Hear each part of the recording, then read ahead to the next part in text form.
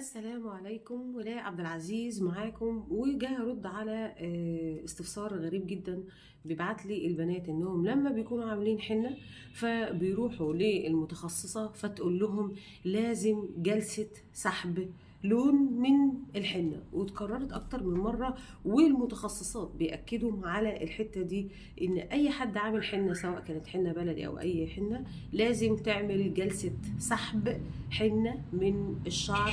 انا عايزه اقول ان الجلسه دي فيك، ولا بتتسحب ولا الكلام ده ليه اساس اصلا من الصحه، ولا انا عارفه الجلسات او المصطلحات دي مين اللي اخترعها صراحه. يعني انا عايزه اقول ان الحنه، انا كنت عامله تحدي قبل كده من كام سنه ان انت تعملي حنه النهارده وتعملي البروتين او المعالجه تاني يوم، وهكرر نفس الحركه دي بمناسبه رمضان. وفي ناس كتير قالوا لي احنا صراحه مش قادرين نصدق حاجه زي دي، فانا دلوقتي هعمل مسابقه، هنيجي نعمل الحنه ويومها ده هيكون مجانا. يوم الحنه ده بعد ما اعمل حنه تاني يوم هنعمل التطبيق بتاع المعالجه المناسبه للشعر.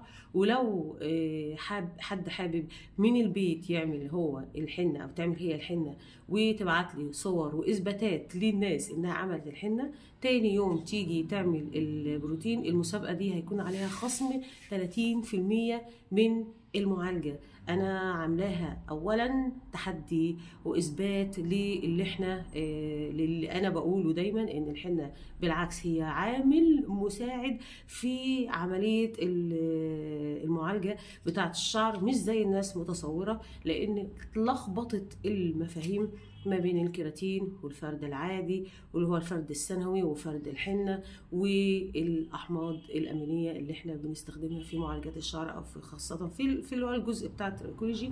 لخبطه المفاهيم دي هي اللي خلت ان الاسس بتاعتها نفسها اتلخبطت، ولكن الحنه عامل مساعد قوي في عمليه الفرد، وبالعكس هو محسن، وبفضل اللي عاملها قبل المعالجه. ولذلك انا هنزل بتقلي في المسابقه دي، واللي حابه تشارك تبعت لي على الخاص ونتفق اذا كانت هتيجي هتتواجد معايا ونعملها هنا وتاني يوم تيجي تعمل، او تعملها من خلال البيت وتبعت لي صور. هختار عدد محدود، فلو انت عندك استعداد من اي محافظه على فكره، ولكن انا هنا عشان في المنصوره مفيش مشكله، هنيجي يوم مخصوص قبل التطبيق. ولكن لو انت من اي محافظه وحابه تشاركي هنعمل شروط بسيطه. خلينا مع بعض على الخاص، ولو عندك اي سؤال راسليني على الخاص هكون معاكي فورا.